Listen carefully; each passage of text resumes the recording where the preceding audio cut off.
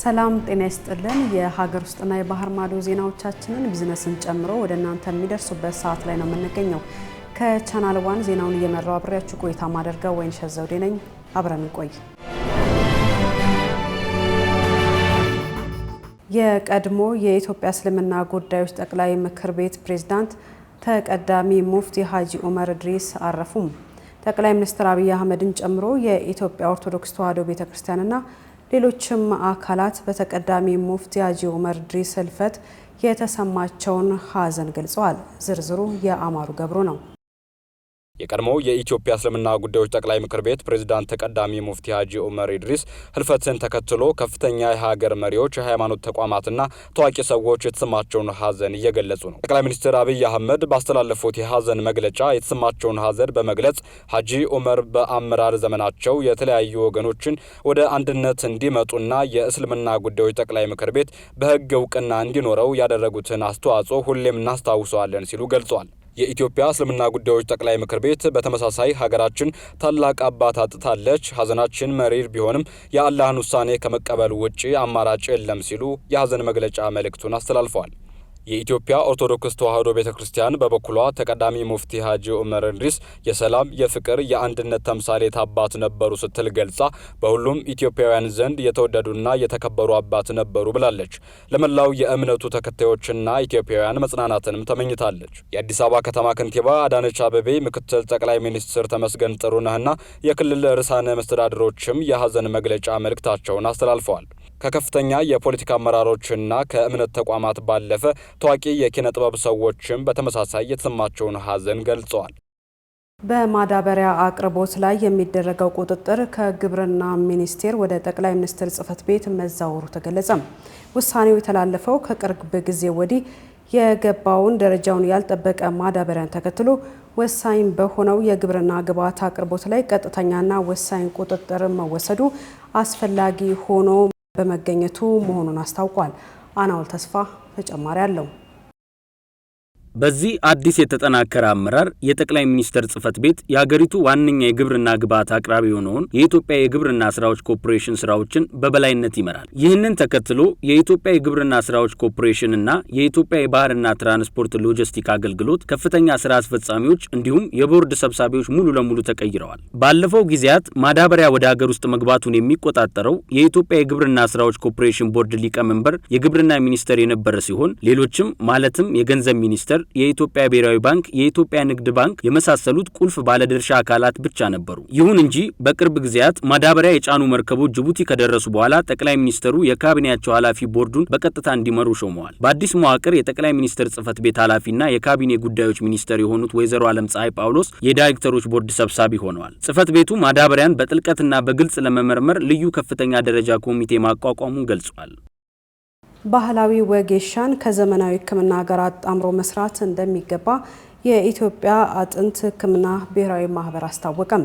የባለሙያ እጥረት በሚስተዋልበት የአጥንት ቀዶ ሕክምና ዘርፍ ከ290 በላይ ሐኪሞች ትምህርት ላይ እንደሚገኙ ተነግሯል።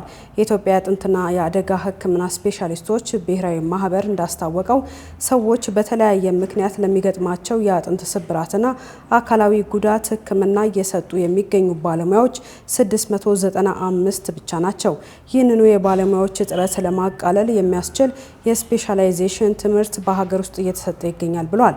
አሁን ላይ ከ290 በላይ ሐኪሞች በስፔሻላይዜሽን ትምህርት ላይ እንደሚገኙ የጠቀሰው ማህበሩ ከ10 ያላነሱ ሐኪሞች ደግሞ ወደ ተለያዩ የውጭ ሀገራት ተልከው ትምህርታቸውን እየተከታተሉ ይገኛሉ።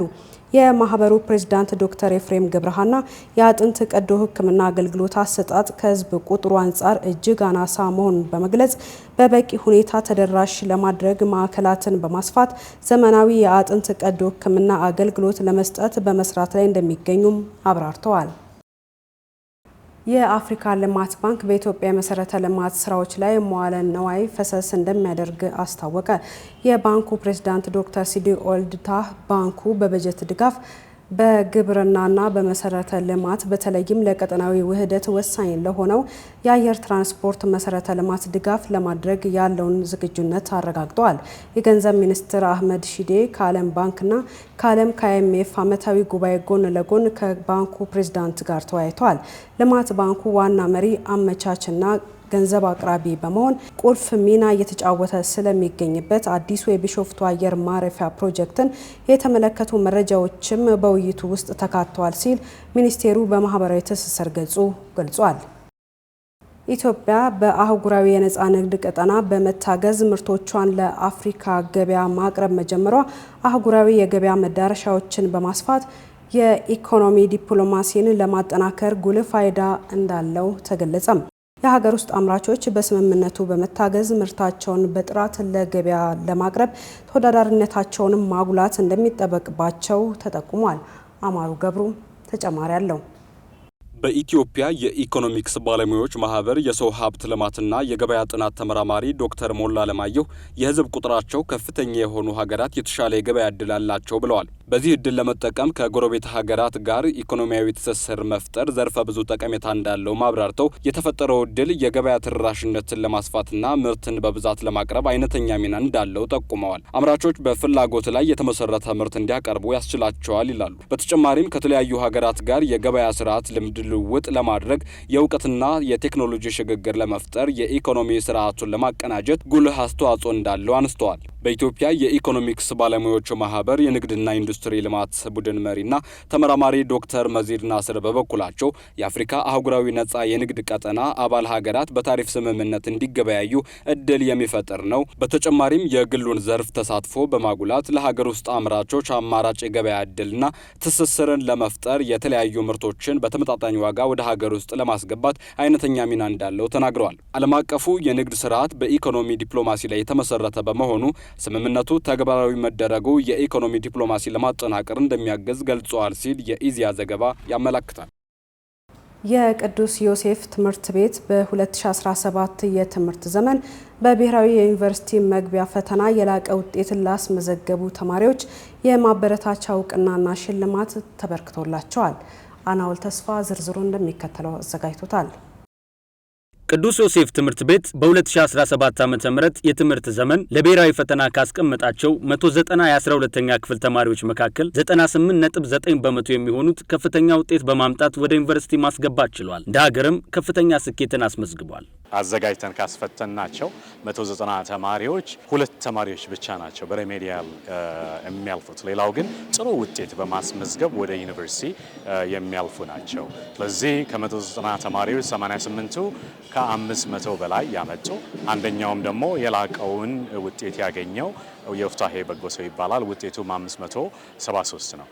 እነዚህ የላቀ ውጤት ባለቤት የሆኑ ተማሪዎች መምህራንና ወላጆችን እንኳን ደስ አላችሁ በማለት ሽልማት ያከናወነ ሲሆን ሌሎች ትምህርት ቤቶችም ለተማሪዎቻቸው የበለጠ ትኩረትን በመስጠት የተሻለ ለውጥ እንዲያመጡ መልእክት አስተላልፈዋል። ተማሪዎችም በክትትል በማለፋችን ለዚህ መብቃት ችለናል ብለዋል። ትምህርት ቤታቸውንም አመስግነዋል።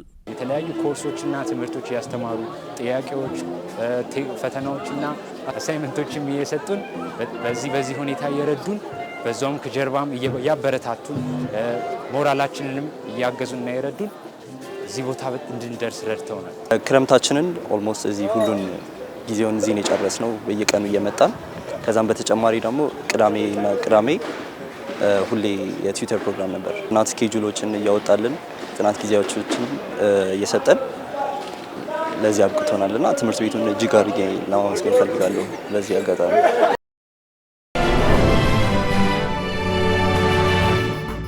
እየተከታተላችሁ ያላችሁት ከቻናል 1 ወደ እናንተ የሚደርሰውን ዜናችንን ነው።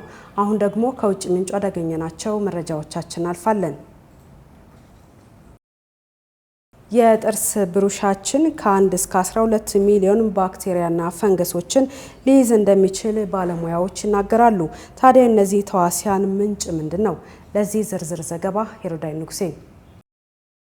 ጥርሳችንን የምናጸዳበት ብሩሽ ከ1 እስከ 12 ሚሊዮን የሚሆኑ ባክቴሪያ፣ ፈንገሶችና ቫይረሶችን ሊሸከም እንደሚችል ማሰብ ከባድ ይመስላል። ነገር ግን በዘርፉ ጥናት ያደረጉ ተመራማሪዎች ይህ እውነት ነው ይላሉ። በጀርመን የራይንዋል አፕላይድ ሳይንስ ዩኒቨርሲቲ የማይክሮባዮሎጂ ባለሙያ የሆኑት ማርክ ኬቪንዚን በጥርስ ብሩሾች በ3 ምክንያቶች ተዋሲያኑ ሊያድጉና ሊበዙ እንደሚችሉ ይጠቁማሉ። ይህም አንደኛ፣ በብዛት ብሩሾቹ የሚቀመጡት በመጸዳጃ ቤቶች ውስጥ ስለሚሆን ሰዎች ከተጸዳዱ በኋላ ውሃ በሚደፉበት ጊዜ የሚፈናጠሩ በአይን የማይታዩ ቫይረስ በፈንገስና ባክቴሪያዎች አማካኝነት ሲሆን ሌላኛው ምክንያት ደግሞ የአንድ ሰው የጥርስ ብሩሽ ከሌሎች ሰዎች ጋር በተመሳሳይ ቦታ ላይ የሚቀመጡ ከሆነ ነው። ከተህዋሲያኖቹ ምንጭ አንዱ ከአፍ የሚወጡ ቆሻሾች ስለሚሆኑ ይህም አንደኛው ሰው ላይ የሚገኙት ባክቴሪያዎች ወደ ሌላኛው ሰው በብሩሽ አማካኝነት ሊተላለፍ መቻሉ ነው። ሶስተኛው ምክንያት ደግሞ የጥርስ ብሩሻችንን ከተጠቀምን በኋላ በእርጥብነቱ ስለምንከድነው በአጭር ጊዜ የሚሞቱ ተህዋሲያንን እንዳይወጡ ማፈናችን እዛው እንዲራቡና እንዲበዙ ያደርጋል። በእነዚህ ምክንያቶች ወደ ሰውነታችን ብዙ ባክቴሪያና ቫይረሶች እናስተላልፋለን ማለት ነው። የበሽታ መከላከል ስርዓታቸው የተዳከሙ ሰዎች ደግሞ የመጎዳት እድላቸው ይጨምራል። ታዲያ የጥርስ ብሩሽን በየ3 ወሩ መቀየር አንደኛው መፍትሄ ሲሆን ብሩሹን ማድረቅ፣ አቀራርቦ አለማስቀመጥና ከመጸዳጃ ቤት ውጪ ማስቀመጥ በባለሙያዎች የተሰጠ ሌላኛው መፍትሄ ነው። ዘገባው የቢቢሲ ነው። የዓለማችን ውዱ ቅመም ኮረሪማ ምግብን ከማጣፈጥ ባለፈ ዘርፈ ብዙ የጤና ጥቅሞች እንዳሉት የሚቺጋን ዩኒቨርሲቲ የስነ ምግብ ተመራማሪዎች ገልጸዋል። ኤፍራታ ጥላውን ተጨማሪ አላት። ኮረሪማን ለመጀመሪያ ጊዜ ለዓለም ያስተዋወቀችው ህንድ እንደሆነች መረጃዎች ያሳያሉ። ኮረሪማ ጥሩ መዓዛና ጣዕም ካላቸው ቅመሞች አንዱ ሲሆን በተለይም በኢትዮጵያ ምግቦች ለማጣፈጥና ለቅቤ ማንጠሪያነት እንጠቀመዋለን። በቅርቡ በአሜሪካ ሚቺጋን ዩኒቨርሲቲ የስነ ምግብ ባለሙያዎች ቡድን ባወጣው ጥናት ኮረሪማ በውስጡ በያዘው አንቲኦክሲዳንት ንጥረ ነገር ካንሰርን ለማዳንና ለመከላከል ብሎም የጠበበን የልብ ቧንቧ መክፈት በሰውነት አካላት ዙሪያ በሽንት መልክ በማስወገድ የደም ግፊትን ይከላከላል። ሰውነታችን በባዕድ ነገሮች ሲመረዙ አንቲ ኢንፍላሜሽን ስላለው ሰውነታችን ለዘላቂ በሽታዎች እንዳይጋለጡ ለመድኃኒትነት እንደሚውል ጥናቱ ጠቁሟል። በተጨማሪም ኮረሪማ የጉበት በሽታን ሄፓታይተስ ቢና ለሳምባ ምች ኒሞኒያ ወደ ሳምባችን የሚገባውን አየር እንዲጨምርና አተነፋፈሳችን እንዲሻሻል ያደርጋል። እንዲሁም ኮረሪማን በዕለት ተዕለት ምግባችን ማካተት የጸጉር መነቃቀልን ይከላከላል፣ ብሎም በእድሜም ሆነ በሌላ ምክንያት የሚመጣ ሽበትን ይከላከላል። በተለይም ስትሮክ የተሰኘውን በአንጎል ደም ቧንቧ እጥበት የሚከሰትን በሽታና ለደም ግፊት ፍቱን መድኃኒት ነው ሲል ጥናቱ ጠቁሟል። ዘገባው የሲቢኤስ ነው። የሕክምና ባለሙያዎች ሞባይል ስልክ ይዞ መጸዳጃ ቤት ውስጥ ለረጅም ሰዓት መቀመጥ ብዙዎችን ለከፋ ህመም እየዳረገ ነው ሲሉ አስጠንቅቀዋል። አሁን ላይ በርካቶች መጸዳጃ ቤት ውስጥ ስማርትፎንን የመጠቀም ሱስ ውስጥ እንደሚገኙና የበዙትን ማህበራዊ ሚዲያ በመቃኘት ተንቀሳቃሽ ምስሎችን በማየትና ጌም በመጫወት ተመስጠው ረጅም ሰዓት እንደሚያሳልፉ ባለሙያዎች በጥናት አረጋግጠዋል።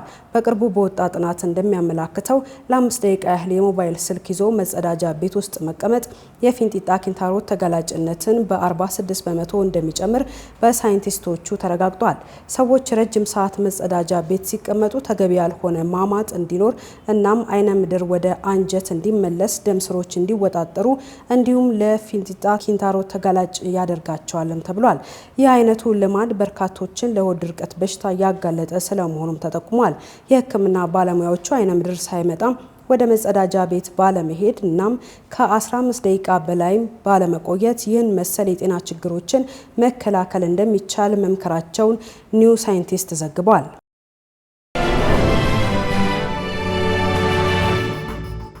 የቢዝነስ መረጃዎቻችንን ወደ እናንተ እናደርሳለን። የኢትዮጵያ ወርቅ ዋጋ በእጥፍ እንደጨመረ ተገለጸ።